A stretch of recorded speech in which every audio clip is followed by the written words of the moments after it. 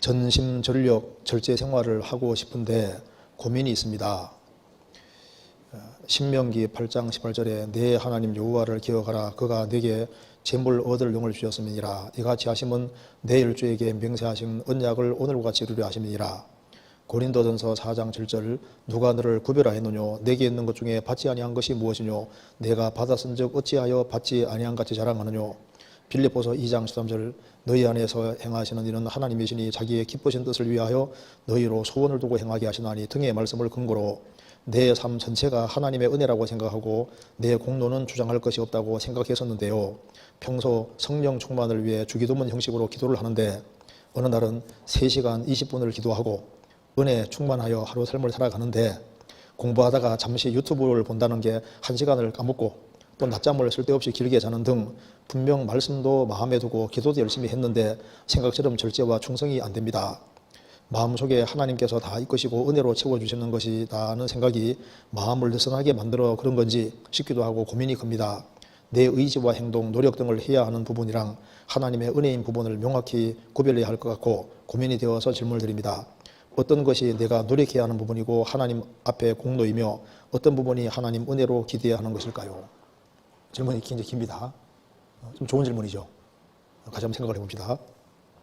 여기 전심전력 절제 생활을 하고 싶은데 고민이 있습니다. 전심전력 절제 생활을 하고 싶은데 이 마음이 구원받은 사람의 공통된 마음일 겁니다. 구원받은 사람 누구든지 주님 앞에 신앙생활을 잘하고 싶은 그런 마음이 있습니다. 우리가 태어날 때 아담 자손으로 태어나지만은 거듭날 때 새로운 본성이 생긴 겁니다. 베드로후서 1장에 신의 성품이라고 말씀했는데 구원받은 사람 속에는 성령이 와 계시고 그래서 하나님을 향하는 마음이 틀림없이 있어요.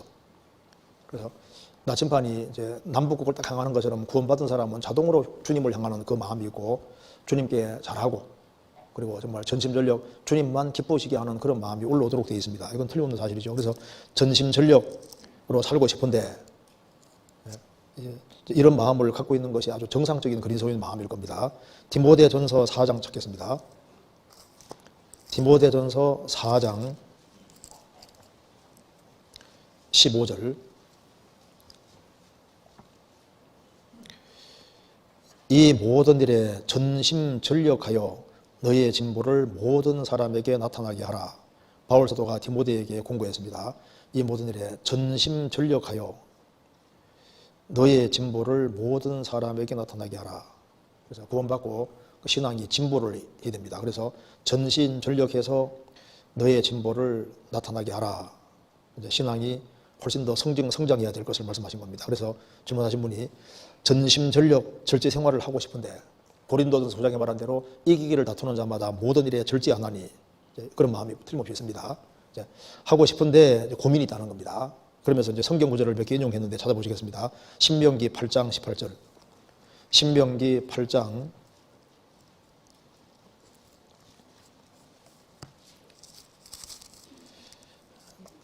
18절 17절부터 제가 읽겠습니다. 또 두렵건대 내가 마음에 이르기를 내 능과 내 손의 힘으로 내가 이 재물을 얻을까 하노라. 내 하나님 여호와를 기억하라. 그가 내게 재물 얻을 영을 주었음이니라. 이같이 하시면 내 일주에게 맹세하신 언약은 오늘과 같이 이루리 하심이니라. 이스라엘이 출애굽을 할 때 에집트의 재물을 몽땅 끌고 나왔습니다. 그래서 에집트는 망하게 생겼기 때문에 에집트 사람들이 다 가져가라고 온갖 폐물 막 금은 보물 다 준 거예요. 그래서 이스라엘 민족은 잔뜩 가지고 나왔습니다. 그래서 너희들이 내 손으로 이 재물을 얻었다 하고 하노라. 그게 아니라는 겁니다. 내 하나님 여호와를 기억하라. 그가 내게 재물 얻을 영을 주었음이니라. 출애굽을 할 때 에집트에서 400년 동안 고생했기 때문에 에집트가 오랫동안 다 뺏어갔잖아요. 뺏어갔으니까 출애굽을 할 때 이스라엘이 수고한 것을 가지고 나오게끔 해주신 겁니다. 이스라엘이 그리스도 배척한 죄로 2000년 동안 유랑생활 했지 않습니까? 그래서 이스라엘 민족이 2000년 동안 유랑생활 하면서 고생해서 벌어놓으면 이방인들이 계속 뺏어갔습니다. 이스라엘은 2000년 동안 유랑생활 하면서 계속 뺏겼던 거예요. 그러니까 이스라엘 민족이 전 세계에 들어올 때는 세상 재물을 딱 취하게 하시는 이유가 2000년 유랑생활 하면서 고생한 것에 대한 대가로 주님이 에집트 재물을 이끌고 세상 재물을 이끌고 이스라엘 땅에 들어가게 해주시는 겁니다. 그러니까 이스라엘이 왜 출애굽을 할 때 에집트 재물을 몽땅 끌고 나오느냐? 너무하다 그렇게 생각하면 안 되는 것이 이스라엘이 수백 년 동안 고생하면서 에집트가 뺏어갔다는 걸 생각해야 되는 겁니다. 이스라엘이 지금 전 세계에 재물을 꽉 잡는 것이 왜 이스라엘에게 돈 다 주냐 그게 아니라 2000년 유랑 생활 속에서 2000년 동안 이방인들이 계속 뺏어갔던 거예요. 그거 생각하셔야 됩니다. 그래서 이스라엘이 지금 세계 돈줄을 다 잡는 것도 이스라엘이 2000년 동안 고생한 그것 때문에 하나님께서 이제 이스라엘 사람에게 재물 얻는 걸 주시는 겁니다. 여기 이제 그러니까 이스라엘 민족이 재물을 이끌고 나올 때 그게 다 하나님 은혜라고 말입니다. 그러면서 이 구절을 인용했습니다. 그 다음에 고린도전서 4장 찾겠습니다. 4장 7절. 누가 너를 구별하였느뇨? 내게 있는 것 중에 받지 아니한 것이 무엇이뇨? 내가 받았은즉 어찌하여 받지 아니한 같이 자랑하느뇨? 이 고린도 교회 성도들은 상당히 교만한 것이 있었고 육신에 속한 사람들이 많았습니다. 문제가 많았습니다. 그래서 모든 축복의 근원이 다 하나님께로 온 것인데 자꾸 자기를 드러내고 이렇게 하고 교회적으로 문제가 되니까 하는 말입니다. 누가 너를 구별하였느뇨? 너에게 있는 것 중에서 하나님께 받지 않은 것이 있느냐? 안 받았으면 얘기해봐라. 다 받지 않았느냐? 하나님 만든 세상에서 하나님에 의해 지원받고 그리고 고린도 성도들이 사용하는 모든 것도 다 하나님께로부터 온 것이고 구원도 하나님께로부터 온 것이고 모든 걸 다 하나님께로부터 받은 거다 그 말입니다. 안 받은 게 있으면 얘기해봐라. 다 받았는데 왜 자랑하느냐? 아, 나 머리 좋다. 그 머리 자기가 만든 게 아니잖아요. 나는 돈 버는 재능이다. 하나님 주신 겁니다. 그러니까 나에게서 주어진 모든 것들은 다 하나님께로부터 왔는데 왜 하나님 무시하고 너희들을 자꾸 너희 자신을 부각시키느냐? 그게 옳지 않다는 겁니다. 그래서 모든 것을 다 하나님께로 받았다. 이제 그걸 생각해서 이 구절을 인용했습니다. 우리는 하나님께로부터 모든 걸 받았기 때문에 우리 자랑할 것은 그리스도와 십자가밖에 없는 겁니다. 그리고 이제 그 다음에 빌립보서 2장입니다. 빌립보서 2장 13절. 너희 안에서 행하시는 이는 하나님이시니 자기의 기쁘신 뜻을 위하여 너희로 소원을 두고 행하게 하시나니 너희 안에서 행하시는 이는 하나님이시니 구원받은 사람 속에 하나님이 계시고 그리고 이제 그 속에서 주님께서 일하십니다.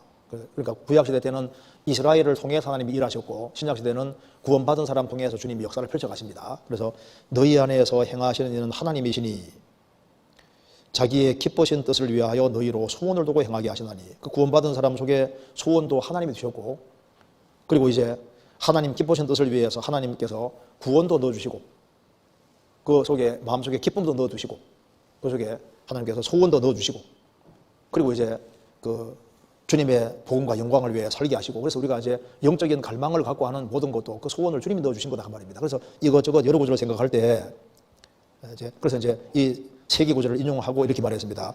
등의 말씀을 근거로 내 삶 전체가 하나님의 은혜라고 생각하고 내 공로는 주장할 것이 없다고 생각했었는데요. 그렇죠? 내 모든 삶의 근거가 은혜다. 그래서 우리가 지금 은혜 속에 살고 은혜 속에 있다가 저 천국에 들어가는 겁니다. 그건 틀림없이 맞는 얘기지 않습니까? 베드로전서 5장입니다. 베드로전서 5장 10절. 조그만 소리로 한번 같이 읽어보겠습니다. 모든 은혜의 하나님 곧 그리스도 안에서 너희를 부르사 자기의 영원한 영광에 들어가게 하신 이가 잠깐 고난을 받은 너희를 친히 온전케 하시며 굳게 하시며 강하게 하시며 틀을 경고케 하시리라. 여기 하나님을 모든 은혜의 하나님이라고 했습니다. 여기 모든 은혜입니다. 일부의 은혜가 아니라 모든 은혜의 하나님. 뭐가 은혜냐? 모든 은혜의 하나님 곧 그리스도 예수 안에서 너희를 부르사 그리스도 예수 안에서 우리를 불러서 구원하신 것도 은혜요 그 말이지 않습니까?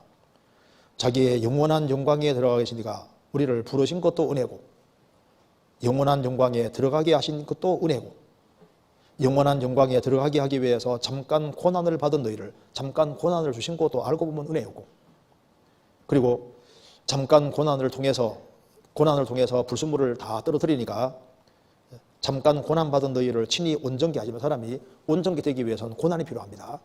금이 순금이 되기 위해서는 불 속에 들어갔다 나와야 되잖아요.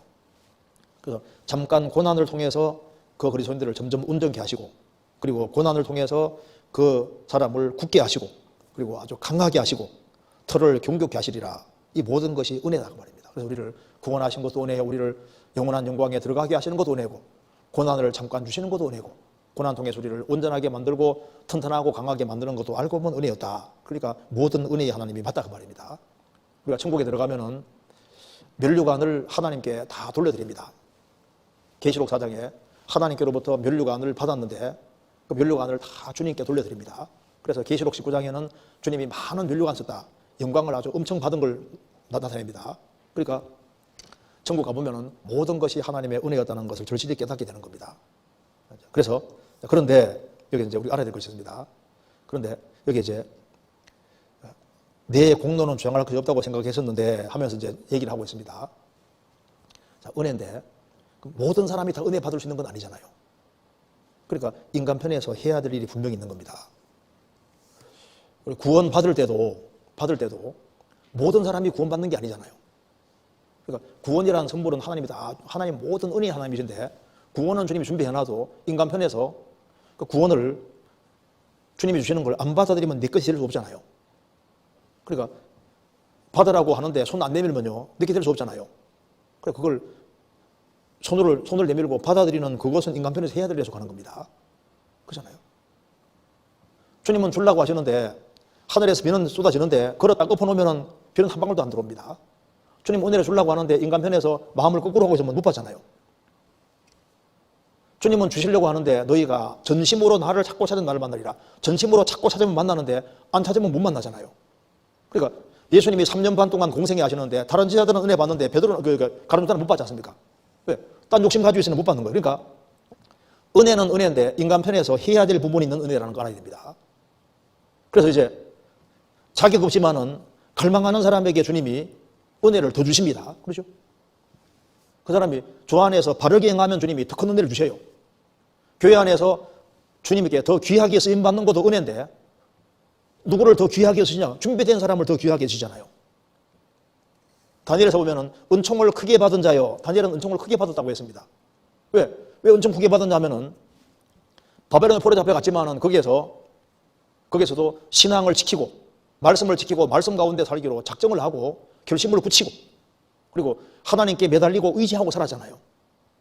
그러니까 은혜를 주시는데 인간 편에서 해야 될 것이 있는 은혜라는 걸 아셔야 됩니다.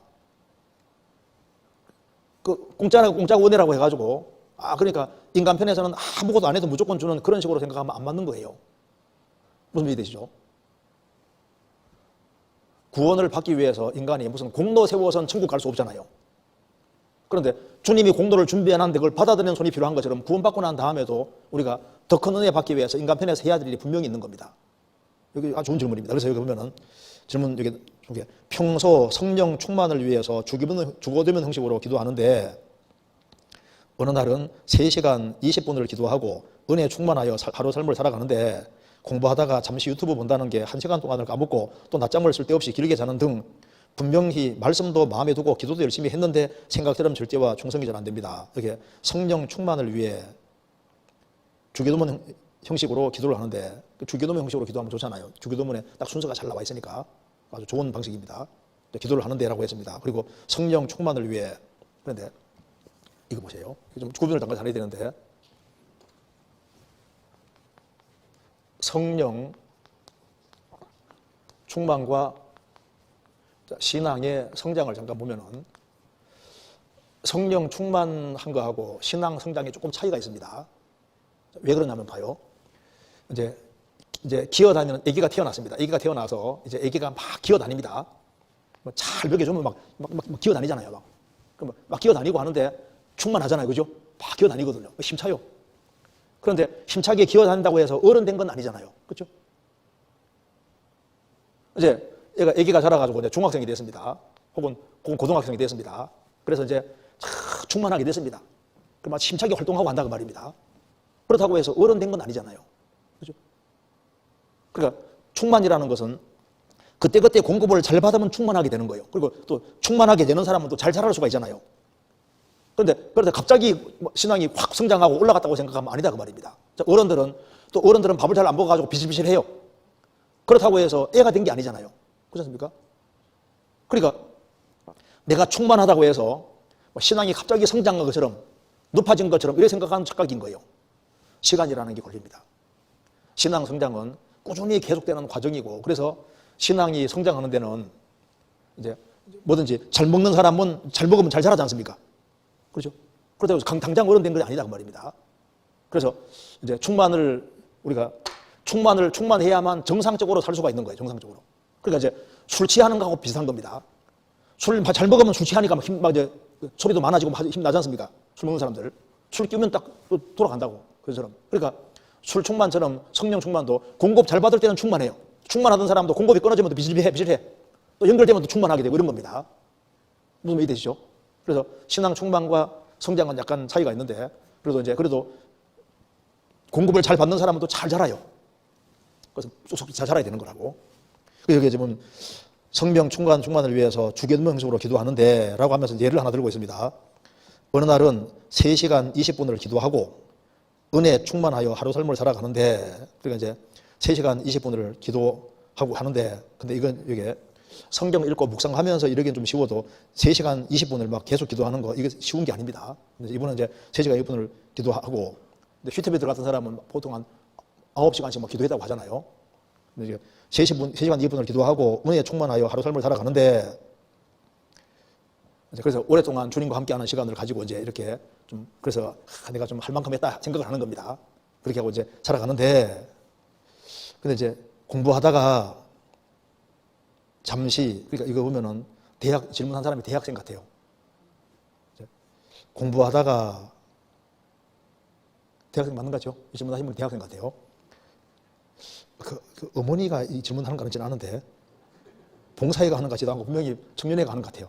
공부하다가 잠시 이제 유튜브 본다는 게 이제 공부하다가 잠시 머리 식힐 겸 이제 유튜브를 본다는 게 재밌으니까 잠시 유튜브 본다는 게 1시간을 까먹고, 그러니까 1시간을 이제 시간이 너무 지나가 버리니까 시간이 너무 아깝게 생각 들고 이때 다른 걸 좀 할 수 있었는데 하면서 이제 1시간 막 2시간 쉽게 막 하잖아요. 그러니까 이제 그게 너무 아깝다 그 말입니다. 그러면서 또 낮잠을 잠깐 잔다고 자는데 쓸데없이 길게 자는 등, 젊을 때 이 시절에요. 잠이 잘 와요. 잠깐 잔다는 게 보면 또 너무 길게 자다가 말입니다. 그래서 피곤해 잠깐 자려고 했는데 할 일들이 있는데 너무 길게 자다고 생각하면 너무 아깝잖아요, 시간이. 이게 이제 아주 그러니까 마음을 잘 표현하고 있습니다. 에베소서 5장 찾겠습니다.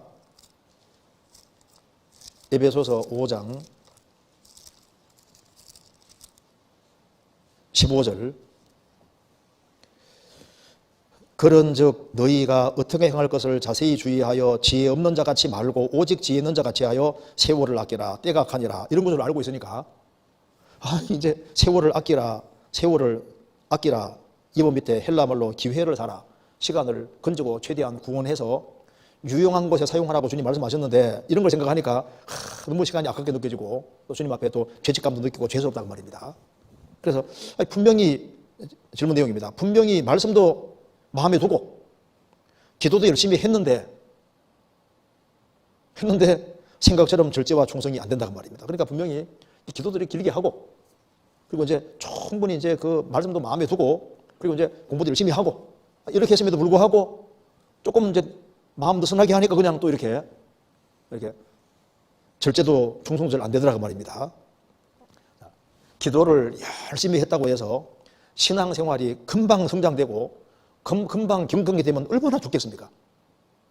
그러니까 당장 문 딱 걸어 잠그고 하루 종일 기도하고 뭐 했다고 해가지고 당장 이렇게 신앙이 성장하고 그렇게 되는 것이 아니다 그 말입니다. 그러니까 성경에 이런 말이 나와 있는 겁니다. 디모데전서 4장입니다. 디모데전서 4장 7절. 망령되고 허탄한 신화를 버리고 오직 경건에 이르기를 연습하라. 육체의 연습은 약간의 유익이 있으나 경건은 범사에 유익하니 금생과 내생의 약속이 있느니라. 밑보다 이 말이여 모든 사람이 받을 만하도다. 오직 경건에 이르기를 연습하라. 경건이라는 것은 하나님과 바른 관계를 유지하는 것이 경건입니다. 그러니까 경건에 이르기를 연습하라. 육체의 연습도 육체 연습. 그러니까 뭐 운동 경기를 한다든지 뭘 할 때 뭐든지 잘 하려면은 충분한 연습이 필요합니다. 그러니까 뭐 이제 태권도를 배우든지 뭐 이제 어느 사람 뭐 골프를 치든지 뭘 하든 간에 피아노 치든지 뭘 하든 간에 잘 되려면 그거 시간이 걸리고 충분한 연습이 필요한 거예요. 그래서 경건에 이르기를 연습하라. 이게 한 번으로 안 되니까 이게 연습하라고 하신 겁니다. 그렇잖아요. 연습이라는 건 반복적인 겁니다. 육체의 연습은 약간의 유익이 있으나 경건은 범사의 모든 일에 유익하니 금생과 내세의 약속이 있느니라. 영원한 내세뿐 아니라 금세에서도 경건하게 살아가면은 하나님이 금세에서도 하나님이 그 사람을 사용하시고 그 사람 통해 역사 나타내시니까 경건은 모든 일에 유익하니까 경건에 이르기를 연습하라. 밑보다 이 말이여 모든 사람이 받을 만하도다. 경건 연습은 모든 사람에게 정말 받을 만한 말이고 이거는 금생과 내생과 영원한 약속이 있는 거니까 경건에 이르기를 연습하라. 그러니까 이건 신앙생활을 하는 모든 것은 끊임없는 연습입니다. 연습에 대해서 익숙하게 될 수 있도록. 그래서 낙법을 이렇게 연습하는 사람은 꾸준히 연습해 놓으면 위기 상황이 좋은 자기도 모르게 딱 낙법을 하지 않습니까? 몸 덜 다치잖아요. 그러니까 이게 꾸준한 연습입니다. 그래서 성경에서 경건에 이르기를 연습하라. 그리고 단번에 안 되니까 자라가란 말이 있는 거예요. 성경 베드로 후서 3장 보시겠습니다. 베드로 후서 3장 18절 387페이지 오직 우리 주 곧 구주 예수 그리스도의 은혜와 저를 아는 지식에서 자라가라. 영광이 이제와 영원한 날까지 저에게 있을지어다. 오직 우리 주 곧 구주 예수 그리스도의 은혜 안에서 자라가고 저를 아는 지식 안에서 자라가라. 우리가 계속적으로 자라가야 됩니다. 그래서 내가 기도를 세게 했기 때문에 오랜 시간 동안 주님이 이제 같이 있는 것을 했기 때문에 그러니까 이제 그 다음엔 손 놓고 해도 잘 되겠지. 근데 그게 아닙니다. 성경에서 섰는 줄 생각하는 어떻게 하라고요? 넘어질까 조심하라. 섰는 줄 생각하는 사람은 넘어질까 조심하라. 내가 이제까지 신앙생활 잘했으니까 조금 마음을 놔도 잘 살겠지. 마귀로 틈을 타지 못하게 하라고 말 나와 있지 않습니까? 주기도문에 보면은 우리를 시험에 들게 하지 마옵시고 다만 악에서 구하옵소서. 그것이 날마다 하는 기도 속에 들어가 있는 겁니다. 그렇죠? 날마다. 어제까지는 신앙생활 잘했는데 오늘 등한히 하면요, 거기에 마귀가 틈탈 수도 있는 거라고. 마귀가 틈타지 않도록 조심하라. 내가 신앙생활을 10년 했으니까 이제는 마음 푹 놔도 되겠네. 천만의 말씀인 거예요. 다윗이 고난받는 생애를 살 때 죄에서 멀리 했습니다. 이제 왕궁에 있을 때 다른 사람들은 전쟁터에 있는 자기는 집에 있었잖아요. 마음을 약간 풀어놨습니다. 풀어놓으니까 바세바와 동침하는 일이 벌어지고 나중에 바세바 아내를 우리아를 죽이는 일까지 벌어지잖아요. 그 틈이 딱 생기는 겁니다. 그러니까 섰는 줄 생각하는 자는 넘어질까 조심하라. 성경 찾아보시겠습니다. 고린도전서 10장입니다. 10장 12절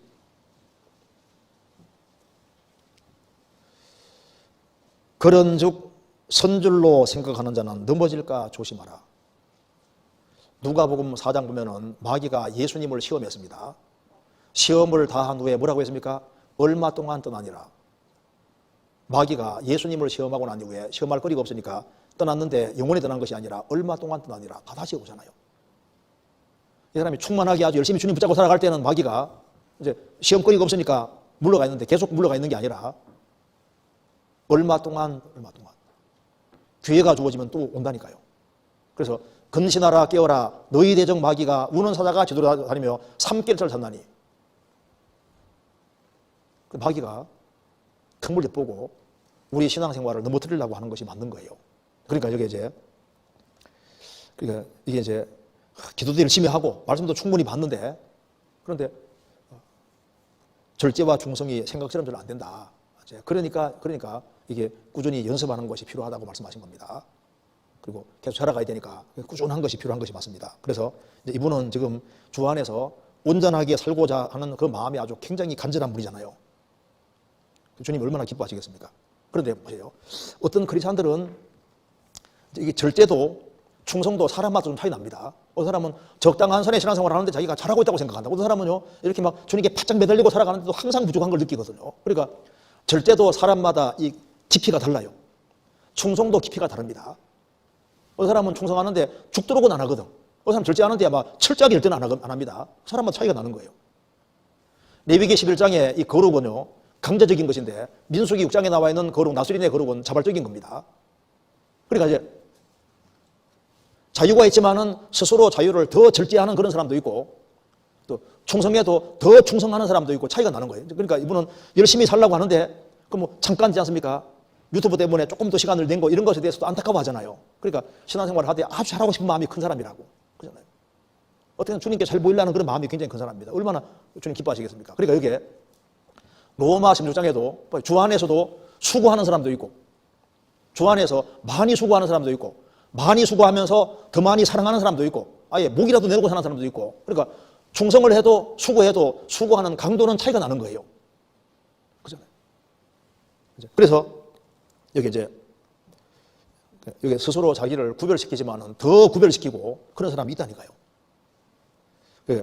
마음속에 하나님께서 다 이끄시고 은혜로 채워주시는 것이다 그런 생각이 마음을 느슨하게 만들어서 그런지 싶기도 하고 고민이 큽니다. 내 의지와 행동, 노력 등을 해야 하는 부분이랑 하나님의 은혜인 부분을 명확히 구별해야 할 것 같고 고민이 되어서 질문을 드립니다. 이 말씀 속에 핵심이 들어있습니다. 마음속에 하나님께서 다 이끄시고 은혜로 채워주신다는 것이 그것 때문에 마음이 느슨하게 되는 것이 아닌지 이것도 맞아요. 그래서 이제 내 의지와 행동, 노력 등을 해야 하는 부분도 있는데 은혜인 부분과 내가 해야 될 부분 이런 것 자체가 구분이 명확하게 안 돼가지고 이제 이것 때문에도 고민이 생긴다 그 말입니다. 그러니까 내가 이제 성경 열심히 읽고 기도를 많이 했으니까 하나님께서 은혜로 채워주시고 힘도 주신다는 말이 맞잖아요. 또 주님께서 다 맡겼으니까 주님이 해줄 거라는 생각을 가지고서 내 쪽에서 느슨하게 또 내가 할 걸 또 안 할 수도 있거든요. 그렇잖아요. 그러니까 이게 좀 아주 좋은 질문입니다. 그래서 이게 어떤 것이 내가 노력해야 하는 부분이고 하나님 앞에 공로이며 어떤 부분이 하나님 은혜로 기대하는 것일까요? 이거 복잡하게 생각할 필요 없습니다. 자, 먼저 성경 한번 찾아봅시다. 성경 여기 시편 7편 찾아봅시다. 시편 7편 먼저 봅시다.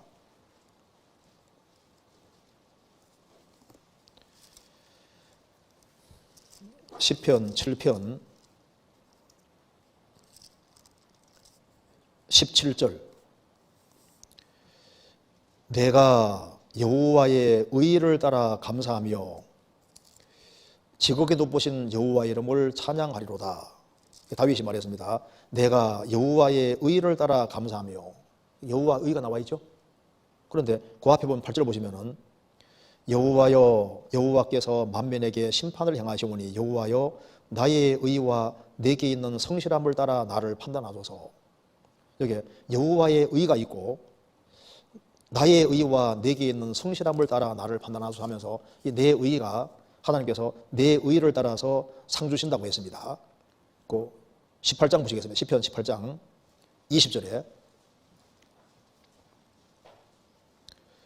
여호와께서 내 의를 따라 상 주시며 내 손에 깨끗함을 쫓아 갚아줬으니 여호와께서 내 의를 따라 상 주시며 내 손에 깨끗함을 쫓아 갚아줬으니 이렇게 되는 겁니다.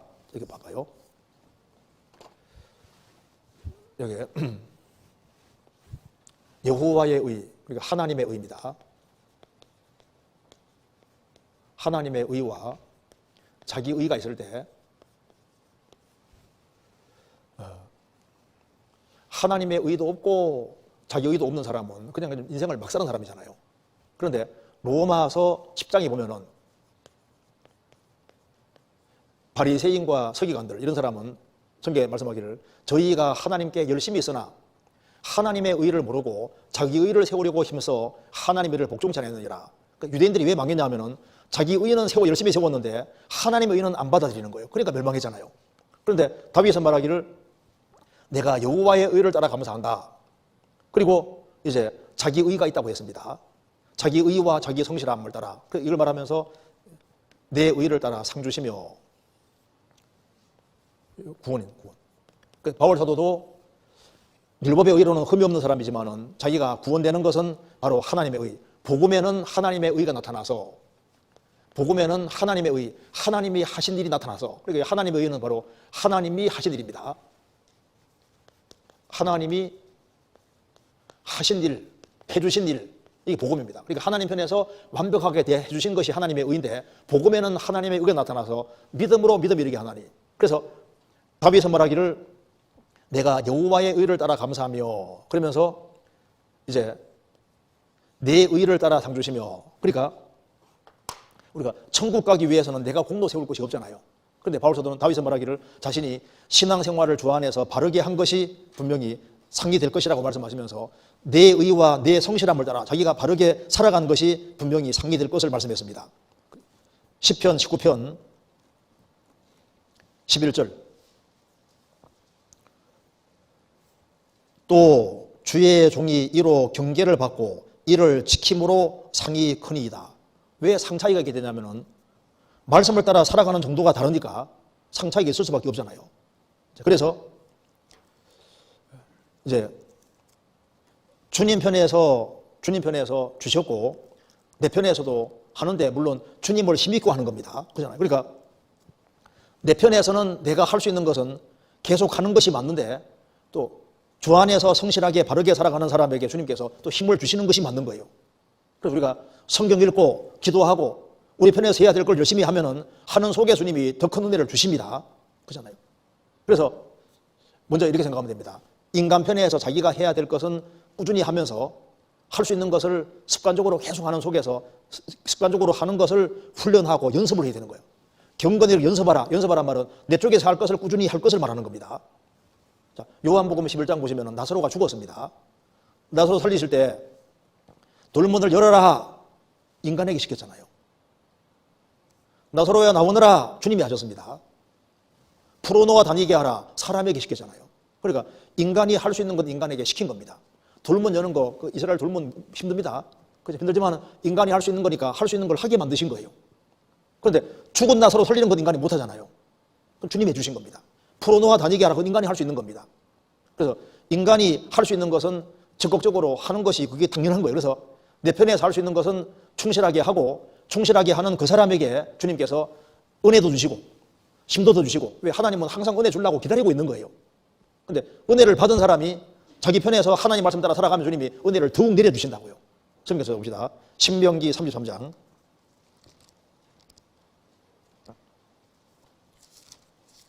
33장 25절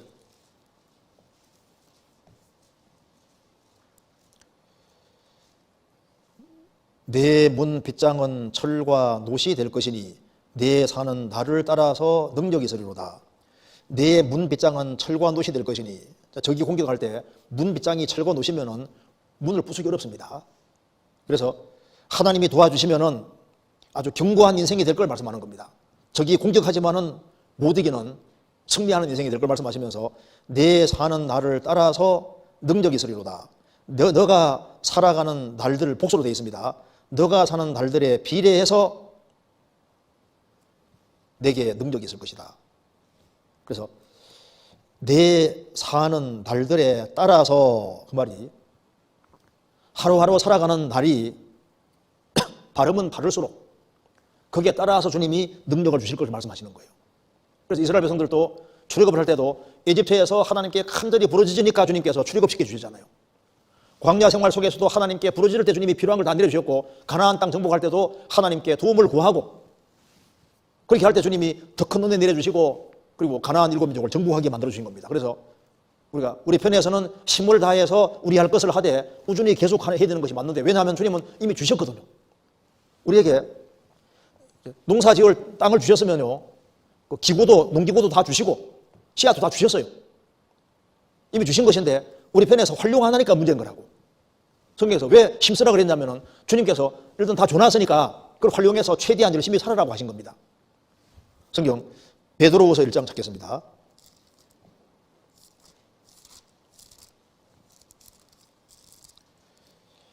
(1장) 3절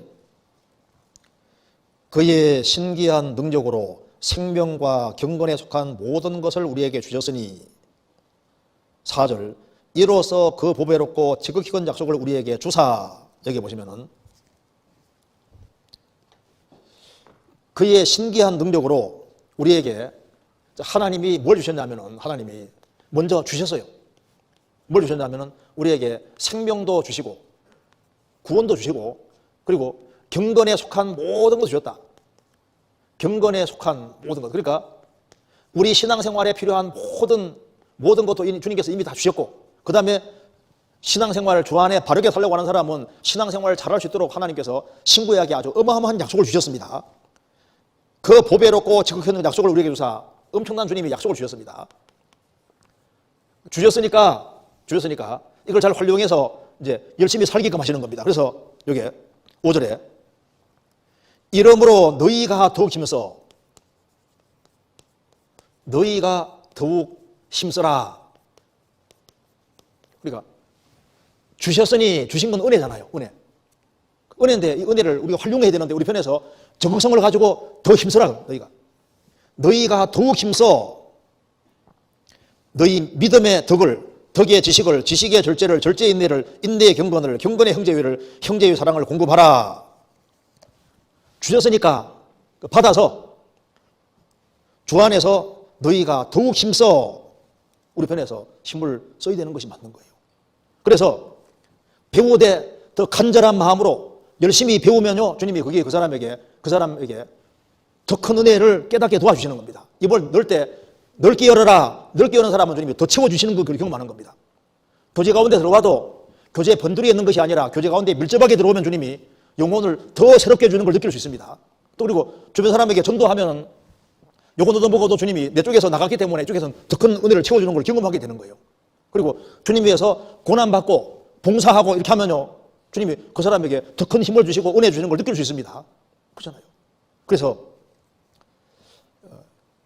우리 편에서 우리가 하되 이거 꾸준히 해야 될 부분을 꾸준히 해야 되는 것이 맞는 겁니다. 그리고 이게 절제라고 하는 것은 목표가 확실히 되거든요. 바울 사도도 한 목표 가지고 살고 그걸 위해서 매진하니까 그러니까 그 절제가 따라오게 되는 거예요. 빌립보서 3장 읽겠습니다.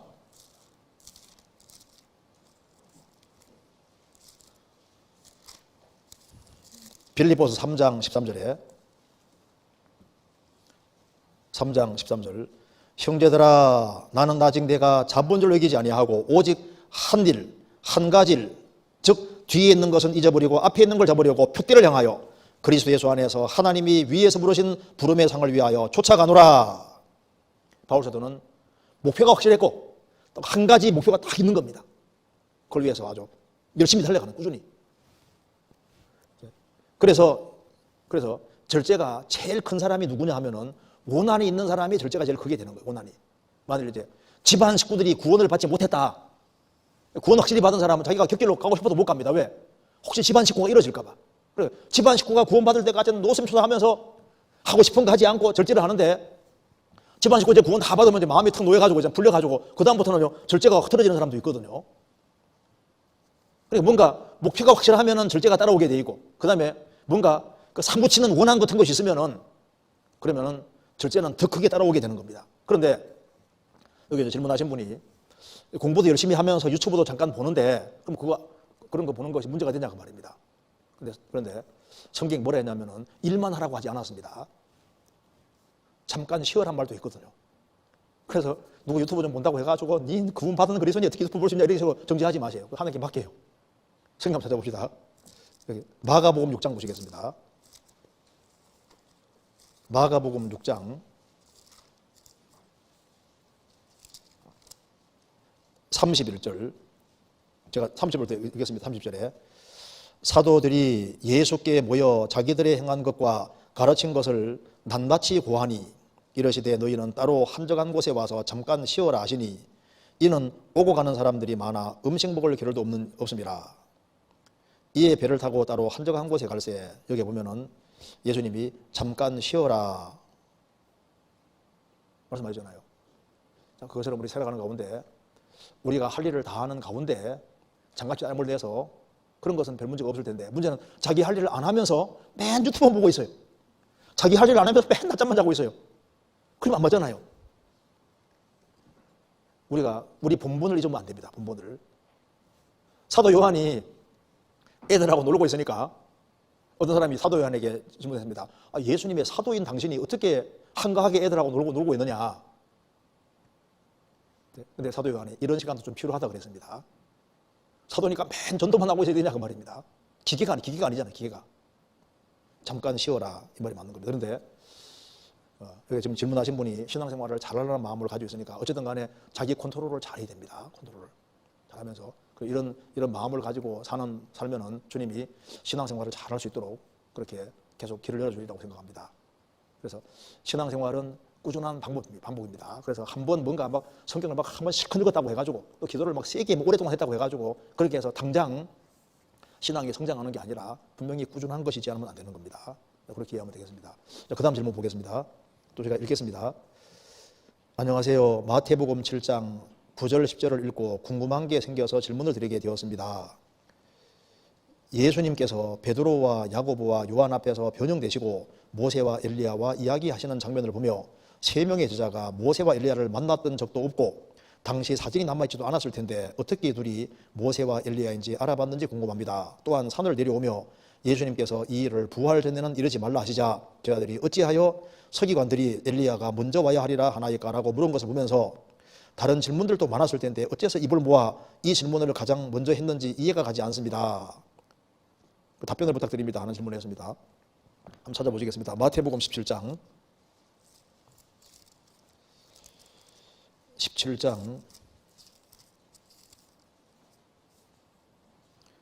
9절입니다.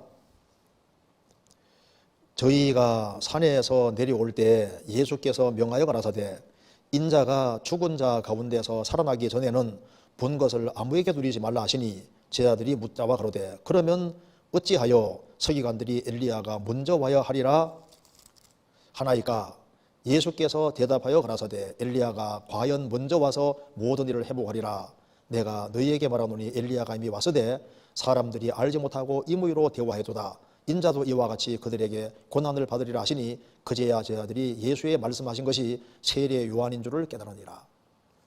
예수님이 마태복음 16장 끝에서 말씀하시기를 여기에 섰는 자들 중에 예수님이 왕권을 가지고 오는 자들이 오는 걸 볼 자도 있으리라. 예수님 재림하는 장면을 볼 자도 있으리라고 하셨습니다. 그리고 이제 17장 엿새 후에 예수님이 베드로, 야고보, 요한 세 제자 데리고 변화산에 가셔서 변형되셨는데 그것이 이제 예수님 재림 예고편을 미리 보여주신 거예요. 그래서 거기에 모세와 엘리야가 나타났는데 모세는 죽었다가 주님 앞에서는 그리스도인 대표고 엘리야는 산채로 들림받은 것처럼 주님 오시는 그날 살아 주님 앞에 가는 사람 대표다 그 말입니다. 주님 재림 예고편을 미리 보여주셨고 그리고 난 이후에 예수님이 산에 내려올 때 인자가 죽은 자 가운데 살아나기 전에는 본 것을 아무에게도 주지 말라. 그 제자들은 이 말씀대로 침묵을 지키고 있다가 예수님이 죽으시고 부활하신 이후에 조심스럽게 이 이야기를 하면서 그것이 재림 예고편이었다고 설명해 주고 있는 겁니다. 잠깐 찾아보시겠습니다. 성경 베드로 후서 1장입니다. 베드로후서 1장 16절 우리 주 예수 그리스도의 능력과 강림하심을 너희에게 알게 한 것이 공교히 만든 이야기를 주신 것이 아니요 우리는 그의 크신 위엄을 친히 본 자라. 지극히 큰 영광 중에서 이러한 소리가 그에게 나기를 이는 내 사랑하는 아들이요 내 기뻐하는 자라 하실 때 저가 하나님 아버지께 존귀와 영광을 받으셨느니라. 이 소리는 우리가 저와 함께 거룩한 산에 있을 때 하늘로서 나옴을 들은 것이라. 예수님의 재림은 이게 공교한 얘기가 아니라 우리는 예수님 재림하는 걸 친히 미리 봤다. 예고편으로 봤다는 겁니다. 그래서 변화산상에서 직접 자신이 본 것을 베드로 사도가 증언하고 있습니다. 그런데 이거보다 더 확실한 것이 있는데 예언이라고 말씀했습니다. 재림 예고편을 미리 본 겁니다. 그런데 이게 질문 내용입니다. 다시 마태복음 17장 다시 보시겠습니다. 변화산 이제 사건이 있고 난 이후에 예수님이 내가 곧 죽을 텐데 죽은 자 가운데 살아나기 전에는 본 것을 아무에게 누리지 말라 하니까 제자들이 궁금한 걸 물었습니다. 제자가 아니라 제자들이라고 했죠. 그러면 어찌하여 서기관들이 엘리야가 먼저 와야 하리라 하나이까. 그래서 제자들이 이렇게 물은 것을 보면서 다른 질문들도 많았을 텐데 어째서 입을 모아서 이 질문을 가장 먼저 했는지 이해가 잘 되지 않는다. 이해가 되죠. 왜냐하면 이유가 있습니다. 이렇게 보세요.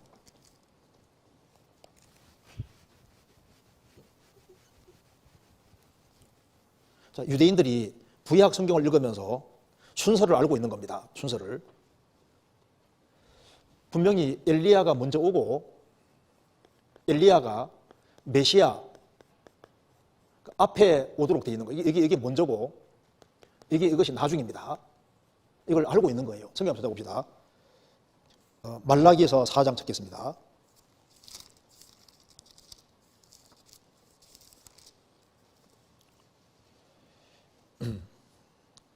4장 5절에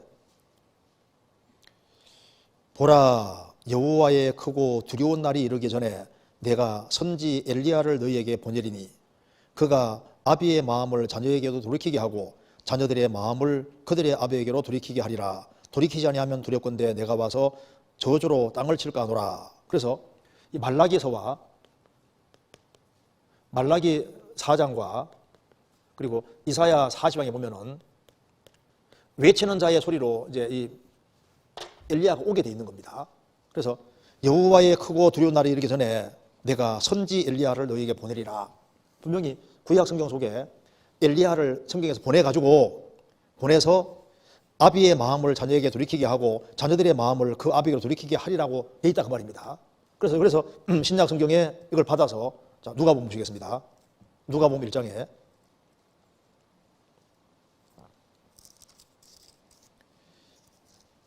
1장 13절 천사가 일러 가로되 사가랴여 무서워 말라 너의 간구함이 들린지라 내 아내 엘리사벳이 내게 아들을 낳아 주리니 그 이름을 요한이라 하라. 너도 기뻐하고 즐거워할 것이요 많은 사람도 그의 남을 기뻐하리니 이는 저가 주 앞에서 큰 자가 되며 포도주나 소주를 마시지 아니하며 모태로부터 성령의 충만함을 입어 이스라엘 자손을 주 곧 저희 하나님께로 많이 들어오게 하겠습니다. 저가 또 엘리야의 심령과 능력으로 주 앞에 앞서가서 아비의 마음을 자식에게 거스리는 자를 의인의 슬기에 돌아오게 하고 주를 위하여 세운 백성을 예비하리라. 그래서 이제 메시아가 오기 전에 엘리야가 와서 아비의 마음을 자식에게 거스린 자는 의의 슬기에 돌아오게 하고 주를 위해 세운 백성을 예비하리라. 이런 내용을 이제 구약 성경을 읽으면서 이제 알고 있는 거예요.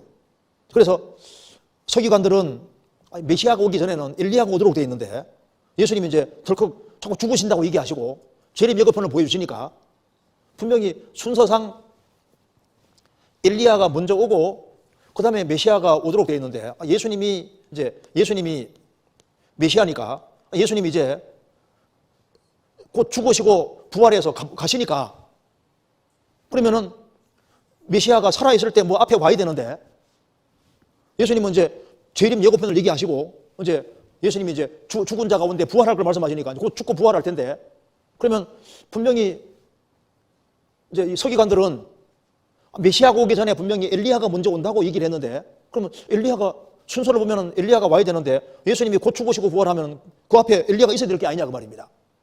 이게 궁금하잖아요. 그래서 여기 질문하기를 분명히 어째서 엘리야가 먼저 와야 된다고 합니까? 하니까 예수님께서 엘리야가 먼저 왔다고 얘기했습니다. 엘리야가. 그러니까 불병거 타고 올라간 그 엘리야가 온다는 말이 아니라 엘리야의 심령과 능력을 가진 자가 와서 이스라엘 백성들을 돌이키게 해서 메시아를 믿게끔 한다 그 말입니다. 그래서 엘리야가 먼저 왔다고 주님 말씀하신 겁니다. 어떤 엘리야? 불병거 타고 올라간 엘리야를 말하는 게 아니라 엘리야가 구약시대 때 우상 숭배하는 이스라엘 백성들의 마음을 틀어서 하나님께로 향하게 한 것처럼 그런 똑같은 역할을 하는 그런 엘리야가 왔다 그 말입니다. 누가? 세례 요한. 엘리야의 심령과 능력 가지고 와서 이미 그렇게 했는데 이스라엘 백성들이 엘리야 그 심령으로 온 바로 세례 요한을 그렇게 임으로 대한 것처럼 예수님도 그렇게 임으로 대접하고 죽일 거다 그 말입니다. 무슨 말이 되시죠? 그런데 예수님이 기상재림하기 전에 또 엘리야 같은 사람이 또 나타나는 거예요. 여호와의 크고 두려운 날이 오기 전에 엘리야가 온다. 예수님이 이제 죽으시고 부활하시고 다시 오시는데 7년 혼란 속에서 또 엘리야 같은 사람이 등장합니다. 요한계시록 11장 나오지 않습니까? 11장에 이스라엘 사람 14만 4천 명을 회개시킬 때 두 증인이 나타나는데 두 증인 중에 하나가 모세 같은 사람, 엘리야 같은 사람 또 나타나는 거예요. 그래서 모세는 물을 피로 만든 사람인데 원하는 재앙을 다 일으킨 사람인데 7년 혼란 속에서 모세가 아니라 모세 같은 사람 나타나서 정말 물을 피로 만들고 세상에 엄청난 재앙을 내리면서 이제 예수님이 메시아가 맞다는 걸 증거하고 엘리야는 불을 내리게 한 사람이지 않습니까? 그와 똑같은 이적을 행하면서 원하는 대로 불을 내려오게 하고 그렇게 해서 이스라엘 회개시키는데, 그래서 이 두 증인이 모세 같은 사람, 엘리야 같은 사람이 나타나서 이스라엘 민족을 회개시키는 일이 있고 난 다음에 지구상에 아주 무시무시한 재앙이 오고 예수님 재앙질이 많은 겁니다. 그래서 마태복음 17장 다시 보시겠습니다. 이거 이해되시죠? 17장 다시 보시면은 10절. 제자들이 묻자와 가로되 그러면 어찌하여 서기관들이 엘리야가 먼저 와야 하리라 하니까, 그러니까 이 얘기를 항상 기억하고 있는데 예수님이 이제 죽고 부활하시는 것을 말씀하시면서 이제 재림 예고편까지 보여주시니까 분명히 메시아가 오기 전에 분명히 엘리야가 온다고 듣고 있는데, 그럼 엘리야가 그러면 이제 곧 죽고 부활하면 엘리야가 어떻게 되는 거야? 이 궁금하잖아요. 그러니까 이걸 물으니까 엘리야가 왔다고 주님께서 알려주신 겁니다. 엘리야의 심령을 가진 사람이 미리 왔다. 바로 세례 요한인 줄 깨달았다고 되어 있잖아요. 불병거 타고 올라간 엘리야가 온다는 말이 아니라 엘리야의 심령을 가진 사람이 온다고 하는데, 그래서 예수님이 초림했을 때도 엘리야의 심령 가진 사람 세례 요한 나타나지 않습니까? 7년 혼란 속에서도 엘리야의 심령 가진 사람이 나타난다고요. 나타나서 이스라엘 민족을 회개시킬 때 사용이 되는 거예요. 그렇게 이해하면 되겠습니다. 그 다음에 질문 간단하게 보겠습니다. 질문이 있어서 질의응답을 올리게 되었습니다. 새해가 되어 구약을 읽고 있는데 구약시대 그리스도인들은 어떻게 구원을 받았는지 궁금합니다. 집회 때 들은 내용으로는 제사를 드리면 1년치 죄가 사함을 받는다고 알고 있는데, 만약 올해 분량의 제사를 드리기 전에 죽으면 그 죄는 처리하기 전에 죽은 것이라 지옥에 가는 것이지, 그렇다면 어떻게 구약시대에 영원한 속죄를 받았는지 궁금합니다. 예전에 한 목사님 말씀에 구약시대에는 오실 그리스도를 믿고 구원받는다고 들은 적이 있습니다. 그렇다면 메시아가 오셔서 모든 죄를 사해 주실 것이라고 믿으면 구원을 받았던 것인지, 그렇다면 그 사람들은 제사 드릴 필요가 없는 것인지도 궁금합니다. 간단하게 설명드리겠습니다. 여기 이제 이런 게 궁금할까봐 신약에 답이 나와 있거든요. 성경 로마서 4장 찾겠습니다.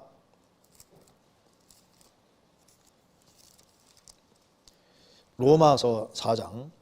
자, 먼저 3장 30절을 보시겠습니다. 할례자도 유대인입니다. 할례자도 믿음으로 말미암아 또는 무할례자도 믿음으로 말미암아 의롭다 하실 하나님은 한 분이시니라. 어느 시대에나 믿음으로 구원받는다고 하는 겁니다. 그러면서 예를 들고 있습니다. 4장 1절에 그런즉 육신으로 우리 조상된 아브라함이 무엇을 얻으리요? 만일 아브라함이 행위로서 의롭다함을 얻었으면 자랑할 것이 있으려니와 하나님 앞에서는 없느니라. 성경이 무엇을 말하느뇨? 아브라함이 하나님을 믿음에 이것이 저에게 의로 여기신 바 되었느니라. 일하는 자에게는 그 삭슬을 은혜로 여기지 아니하고 빚으로 여기거니와 일을 아니할지라도 경건치 아니한 자를 의롭다 하시는 이를 믿는 자에게는 그의 믿음을 의로 여기시나니, 일한 것이 없이 하나님께 의로 여기심을 받는 사람의 행복에 대하여 다윗이 말한 바 그 불법을 사하심을 받고 그 죄를 가리우심을 받는 자는 복이 있고 주께서 그 죄를 인정치 아니하실 사람은 복이 또 당과 같으니라. 이게 무슨 말이냐면은 이렇게 보세요.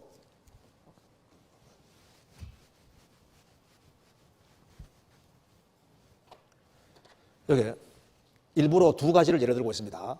그러니까 율법 시대, 율법이라는 게 주어지기 전에, 율법 시대 전에 살았던 사람이 아브라함인데, 아브라함이 어떻게 구원을 받았느냐? 창세기를 예를 들면서 아브라함은 믿음으로 구원을 받았다. 그러면 율법 시대에 살던 대표적인 사람이 다윗인데, 다윗은 어떻게 구원받았느냐? 다윗도 믿음으로 구원을 받은 것이다. 그래서 지금 신약 시대, 예수님이 죽으시고 부활하신 후에 신약 시대에만 믿음으로 구원받는 게 아니라 율법 시대에도 믿음으로, 율법 시대 이전에도 다 믿음으로 구원을 받은 것이다. 그러니까 제사를 드리는 그 모든 것도 오실 그리스도를 믿는 그 믿음으로 다 구원받는 거다 그 말입니다. 무슨 말이죠? 그러니까 구원을 받는데 구원은 믿음으로 받는 것이 맞는 거예요. 어느 시대나. 로마서 그렇게 설명하고 있잖아요. 그러면 이제 그럼 누가 구원을 확정해 주시느냐? 구약 시대 때는 누가 구원을 확정해 주냐면은 성부가, 그러니까 믿으니까 하나님이 의롭다고 하지 않습니까? 예수님 공생의 당시에는 예수님이 내 믿음이 너를 구원했다. 예수님이 구원을 확정해 주시는 겁니다. 예수님이 죽으시고 부활하신 후에 성령님이 오셨는데 그 사람 믿음이 확실할 때 성령이 그 사람 속에 들어오셔서 그 사람 믿음을 확정해 주시잖아요. 그러니까 이제 간단하게 말씀드린 겁니다. 삼위 하나님 역사로 참된 믿음이 확실한 사람을 주님이 구원해 주시는 거라고. 그러니까 구약시대 짐승의 피로 제사 드려서도 예수님이 안 죽으시면은 부순하는 겁니다. 그래서 예수님은 구약시대 사람 죄를 속하기 위해 죽었다고 히브리书장이 말하고 있습니다. 그래서 이렇게 간단하게 모든 시대 속의 사람이 어떻게 구원받느냐? 구원받는 것은 다 믿음으로 구원받는 게 맞는 거예요. 그래서 구약시대는 오실 그리스도를 믿는 믿음으로 받는 것이고, 신약시대 때는 그리스도께서 오셨고 우리 죄를 대속하신 것을 믿음으로 구원받는 것이 맞는 겁니다. 그리고 신약시대 때는 그 믿음이 확실한 믿음일 때 성령께서 그걸 믿음을 인쳐주는 거잖아요. 그래서 믿음으로 받는다, 이렇게 생각을 하면 되겠습니다. 그 다음 넘어가겠습니다. 이것은 참 좋은 질문 같아요. 제가 읽어보겠습니다.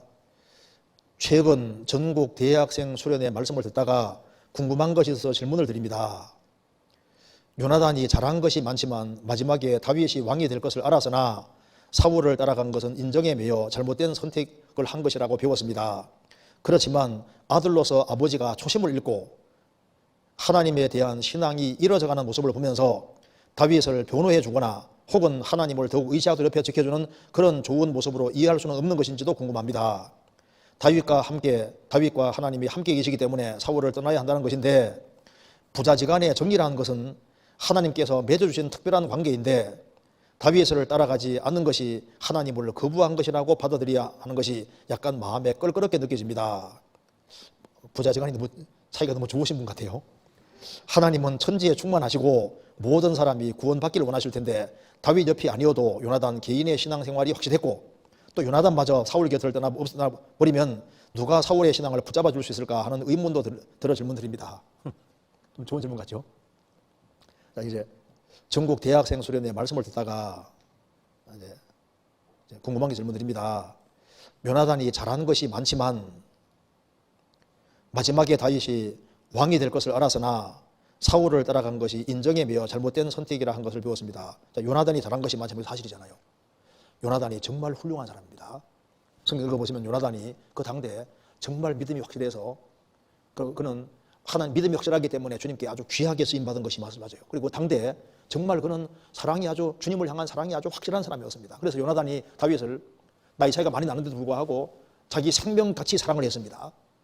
그리고 자기가 입고 있던 군복도 주고 칼도 주고 다윗을 얼마나 사랑했는지 몰라요. 그래서 여기에 요나단이 다윗 당시에 정말 훌륭한 신앙이 있는 것이 맞다 그 말입니다. 그러니까 이 다윗은, 요나단은 다윗이 왕이 된다는 것도 자기가 왕자입니다. 사울 왕 바로 밑에 자기가 왕이 될 위치에 있는 아들임에도 불구하고 다윗이 왕 된다는 것을 알고 있었거든요. 그래서 자기는 그 다음 될 거라고 자기 입으로도 얘기를 했습니다. 사무엘상 찾겠습니다. 23장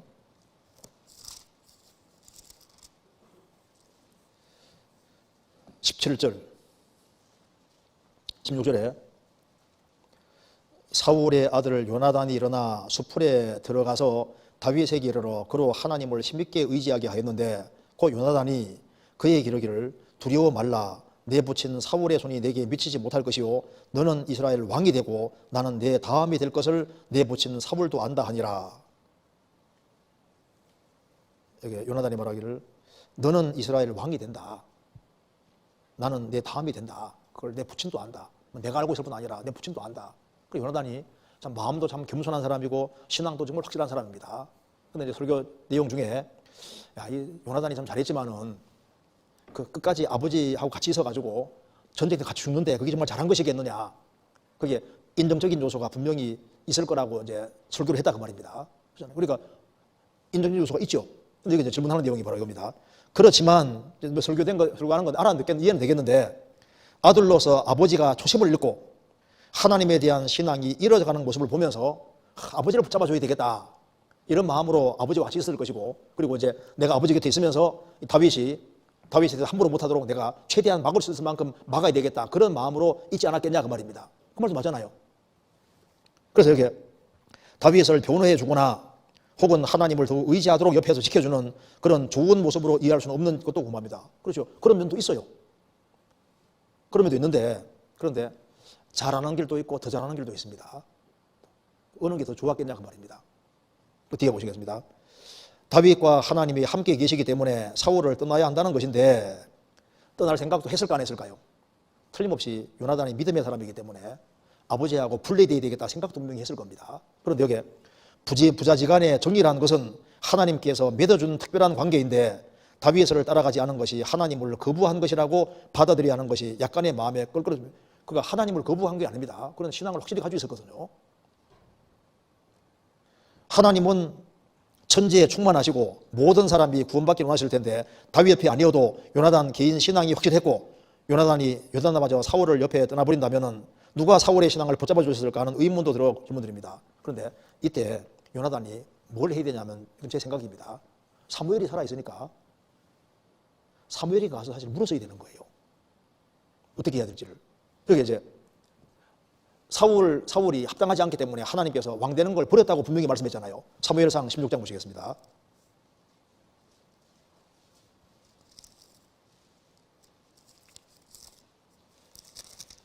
사무엘상 16장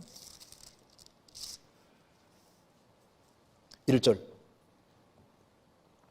여호와께서 사무엘에게 이르되 내가 이미 사울을 버려 이스라엘 왕이 되지 못하게 하였거늘 내가 그를 위하여 언제까지 슬퍼하겠느냐.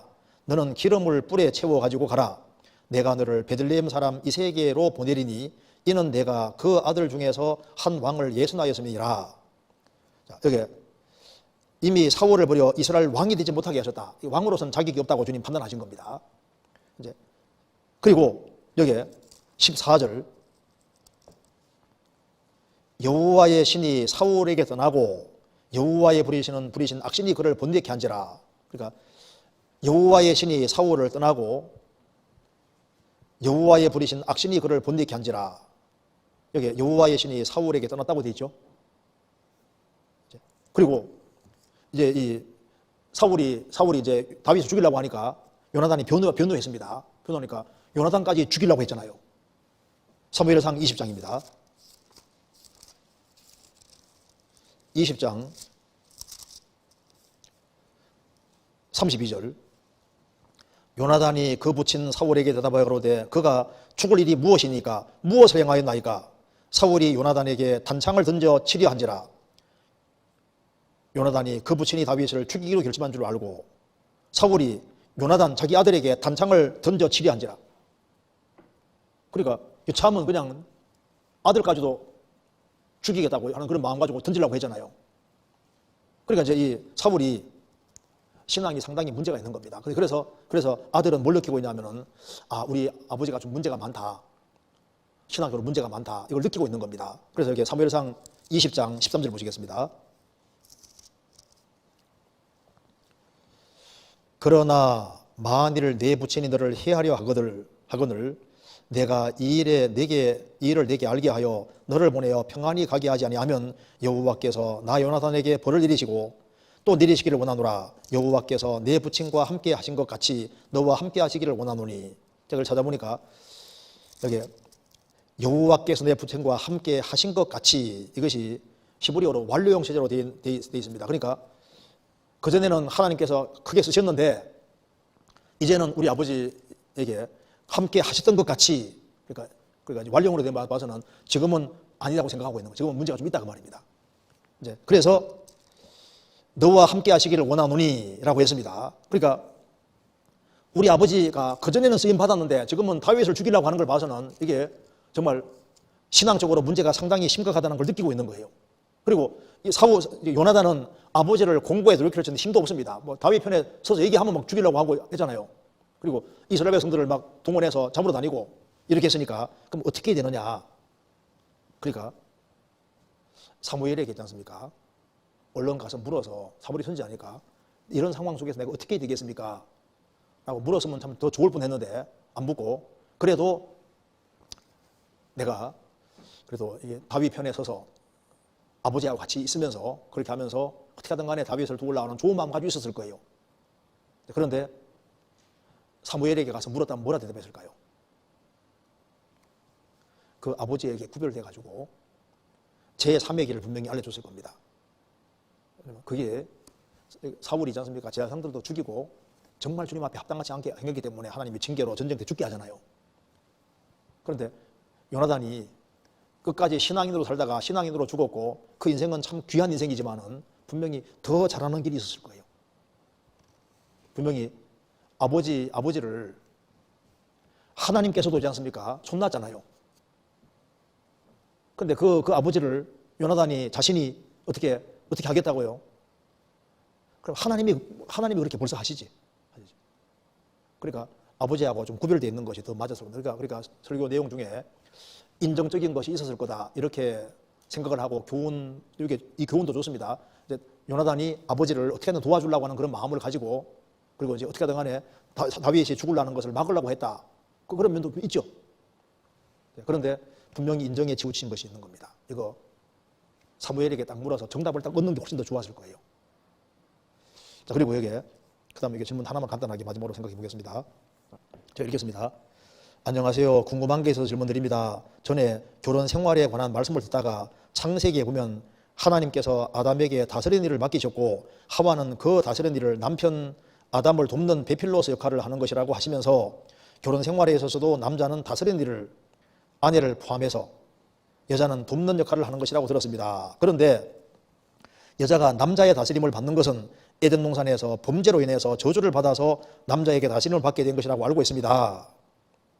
또 여자에게 이르시되 내가 네게 잉태하는 고통을 크게 더하리니 내가 수고하고 자식을 낳을 것이며 너는 남편을 사모하고 남편을 다스릴 것이니라 하시고 그래서 범죄 전부터 남편이 아내를 하와를 다스리는 것이 맞는 것인지 아니면 범죄한 이후 저주로 다스리는 것이 시작된 것인지 궁금합니다. 그리고 신약 시대의 아내는 다스림이 아니고 사랑해야 하는 대상으로 알고 있는데 구원받기 전 저주 안에 거할 때 구원받기 전 아내가 남편의 다스림을 받았던 것이고 구원받은 이후에는 저주에 벗어난 상태니까 구원받은 자들에게는 상관없는 것이 아닌지 궁금합니다. 그러니까 이제 범죄해가지고 하와의 남편을 섬기고 그렇게 하라고 했으니까 구원받았으니까 우리는 해방됐으니까 남편이 사랑해주면 되는 것이지 다스리는 거 필요 없지 않느냐.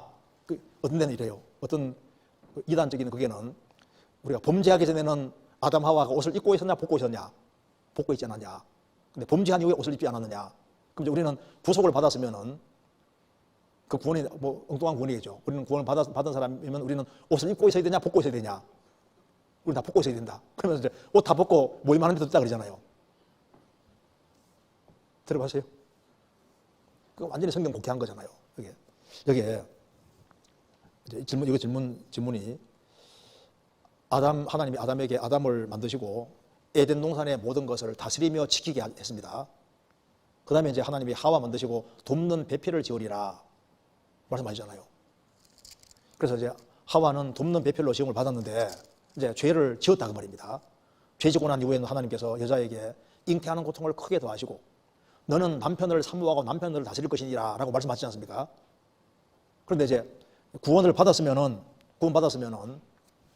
이제 신약시대 때는 사랑하라는 말은 맞는데 꼭 다스리라. 창세기 3장에 대한 이것이 지금도 계속 유효하냐 하는 그 질문 내용이잖아요. 어떨까요? 사실 죄를 안 지었으면 규칙이라는 것이 원래 적습니다. 자식도 말 잘 들으면 가정에서 규칙이 적잖아요. 말 안 들으면 이제 강제적으로 이렇게 묶는 규칙이 많아집니다. 말 잘 들으면 밖에 나갔다 오면 다녀오라 하는데 말씀 부리면 어디 가는 거야? 왜 가는 거야? 다 꼬치가 따지고 빨리 돌아오면 이렇게 간섭하는 게 많아지잖아요. 사람이 하나님의 말씀에 순종할수록 자유가 더 많이 주어지는데 불순종 길을 걸어가면 걸어갈수록 규칙이 점점 더 많아지고 이게 이제 얽어매는 게 더 많아지고 힘들게 되는 간섭이 훨씬 더 심해지게 되는 겁니다. 그런데 이제 여기에 이 질문 내용이 참 중요한 질문인데요. 신약 시대 때도 항상 유효합니다. 이건 틀림없어요. 성경 한번 찾아봅시다. 여기에 구원을 받은 사람이라 할지라도 창세기 3장의 규칙은 지금도 유효합니다. 창세기 3장 보시겠습니다.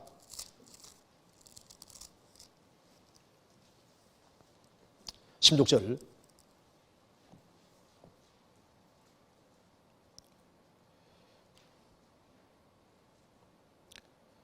또 여자에게 이르시되 내가 네게 잉태하는 고통을 크게 더하리니 내가 수고하고 자식을 낳을 것이며 너는 남편을 사모하고 남편은 너를 다스릴 것이니라 하시고 여기 이제 범죄하고 난 이후에 주어진 명령입니다. 그런데 이제 신약시대에 구원받은 사람에게 이 말씀 받아서 한 걸 보시겠습니다. 디모데후서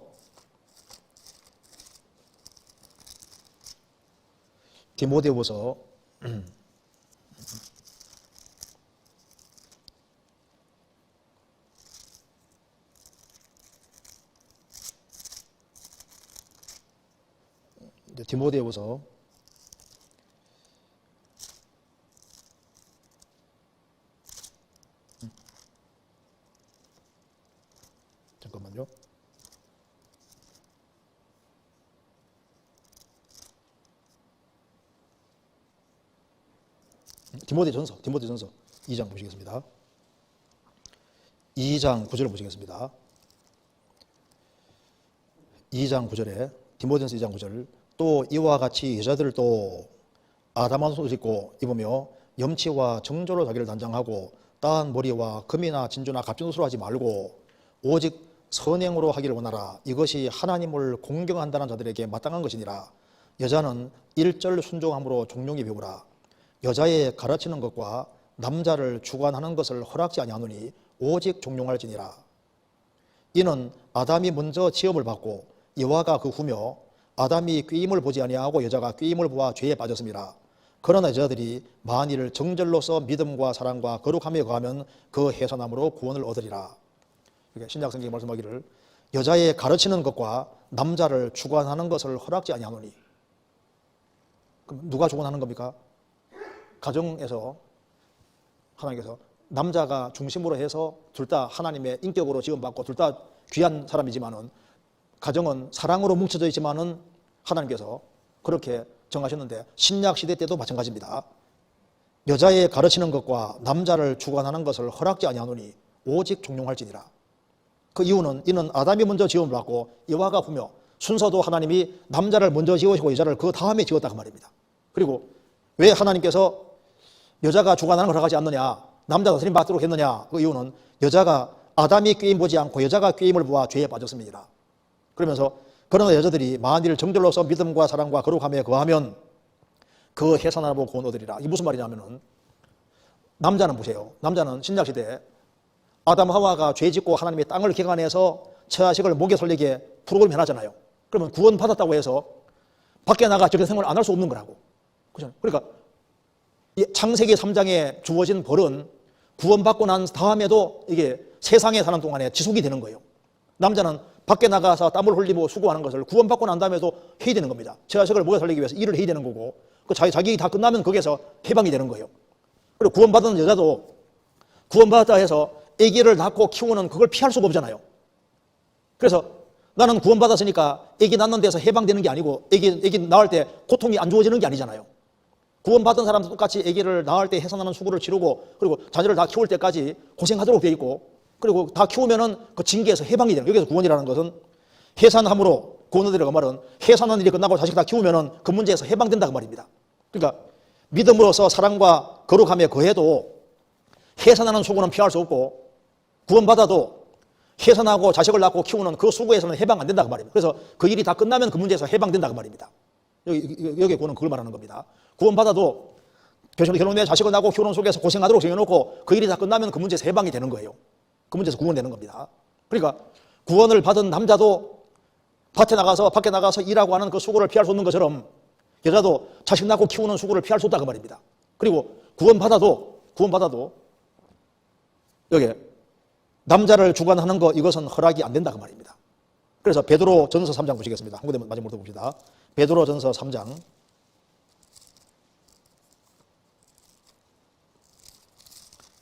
1절에 아내된 자들아 이와 같이 자기 남편에게 순복하라. 이는 혹 도를 순종치 않는 자라도 말로 말미암지 않고 그 아내의 행위로 말미암아 구원을 얻게 하매니 너희의 두려워하며 정결한 행위를 봅니다. 아내들아 자기 남편에게 순종하고 복종해야 되는데 도를 순종치 않는 자, 남편이 구원 안 받았다 할지라도 남편을 높여야 된다 그 말입니다. 왜? 너희의 두려워하며 정결한 행위를 보고 구원받을지 모르니까 남편이 구원 안 받아도 남편을 위축으로 높여야 되는 것이 맞다면 구원받은 사람은 더더욱 말할 것이 없죠. 우리 시대에 세상이 아주 엉망으로 돼가기 때문에 자식이 부모 알기를 우습게 알고 그리고 아내들이 남편 알기를 우습게 알고 그게 합당하지 않습니다. 세상이 아무리 변해도 하나님은 안 변하시고 성경은 진리게 되면 진리가 안 변합니다. 그리고 남편을 위치적으로 높이면요 자기가 행복해지도록 프로그램이 되어 있습니다. 남편 깎아내리고 사랑의 대상자로 생각하고 사랑의 대상자가 맞죠. 그렇다고 해서 남편 위로 올라가 남편을 쥐고 흔들고 하면서 주장하고 부리고 이렇게 하면요 나중에 모닥모닥 모아서 곡에 대한 징계가 있습니다. 말씀을 어기는 거거든요. 그런지 안 그런지 살아보면 아실 겁니다. 자, 그래서 이런 내용도 신약 시대를 할지라도 창세기 3장에 나와 있는 그것은 지금도 계속 되고 있는 거예요. 그렇게 이해하면 되겠습니다.